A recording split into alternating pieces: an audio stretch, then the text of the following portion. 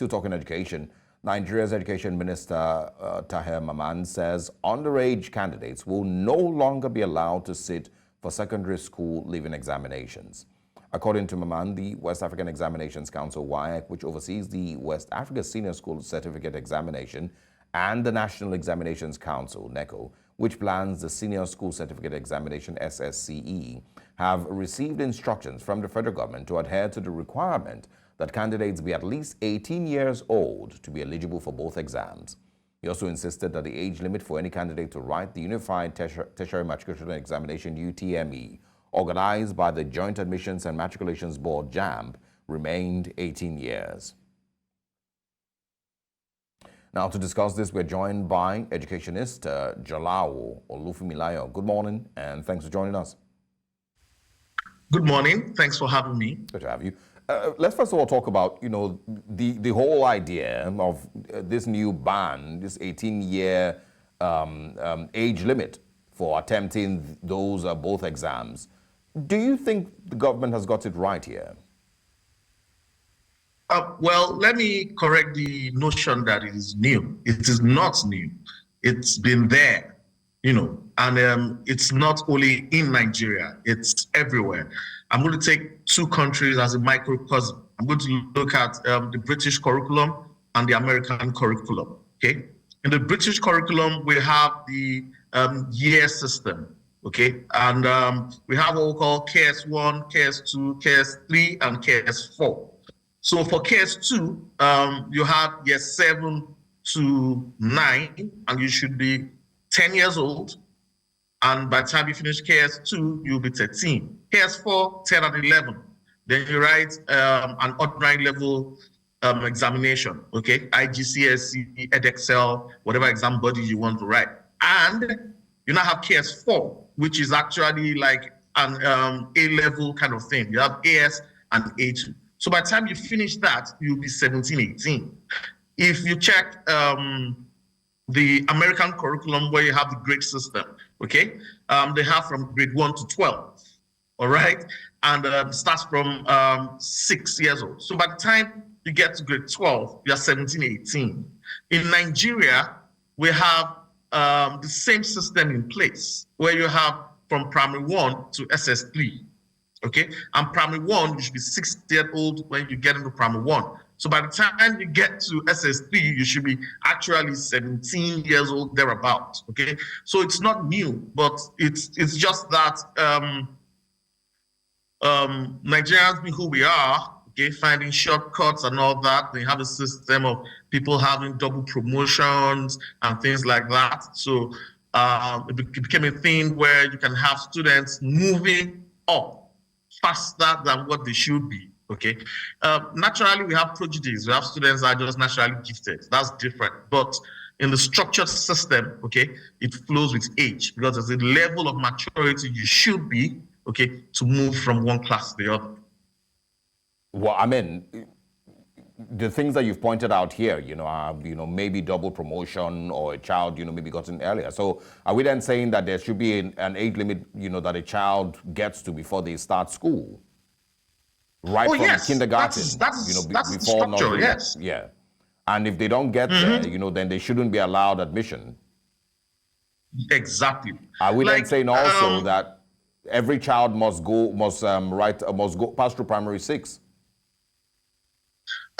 With the structure in place, that is what's supposed to happen. Okay, that's what's supposed to happen because actually, primary 6 prepares you for JS1. Okay, primary 6 prepares you for JS1. Yes, like I pointed out, you have exceptional students, but that should not be the norm. Now it's like you even have primary schools that end in primary 5. That's not the norm. Primary 6 is there for a reason.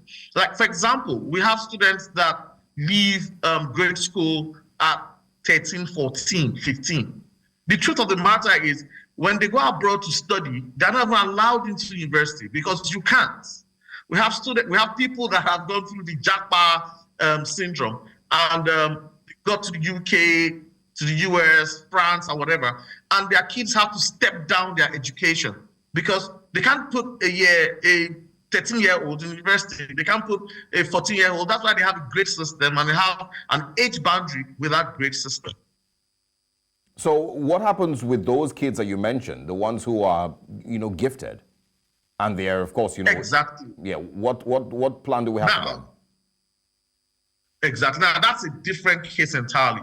If you have a prodigy or you have a gifted child, then they go into a special system, okay, where we have accelerated system for kids like that are extremely gifted. If you look through the years, you have kids that have gotten their professorship by the age of 18, 19. Those are just extremely gifted people. But for an intelligent student, that's a student that's well above average, okay, I believe they should still flow with the natural grade system. Okay. I mean, the challenge, and of course, I did point this out earlier, is that, there's not been any proper excuses or reasons given by the federal government. They've simply just, tried to enforce this new 18-year law. I mean, and do you know any other reasons that they've stated? Now, exactly. Now, in my own view, okay, we have a system that age bracket for now would not work. So, in my own view, it should not be a direct changeover kind of implementation. It could be a phased implementation, okay? Because if you put a barrier right now and say you have to be 17 to write the examinations, then you're going to have a lot of backlogs. We have a lot of 15-year-olds. We have a lot of 14-year-olds in regular schools that are in SS3, SS2, that are ready to write the examinations. So you're going to create chaos if that happens right now. So I would, in this kind of case, present a phased implementation kind of thing. So we have to take it over the years. We can't just start now. We have to first implement it from primary school, the entering age into grade school. That has to be implemented. That has to be enforced. Okay. And for the years, actually, we have 5 years, 6 years for the grade school. So we have to implement it earlier. This is not something we can just implement overnight and there won't be chaos, okay? So it has to be phased. We have to look at it from the scratch. How does this happen? Make sure we enforce our grade systems, make sure we enforce our age boundaries, and, give it time to flow and graduate to a stage where we can now enforce the writing of ordinary level examinations and university entry examinations. Well, I hope the government is listening to your concept of a phased enforcement, because I know the way that the Nigerian government works. It's always almost like a knee-jerk reaction all the time. Somebody wakes up with a new idea and decides to make it law, and everybody has to fall in line. Jolaawo Olufunmilayo, thank you very much for joining us.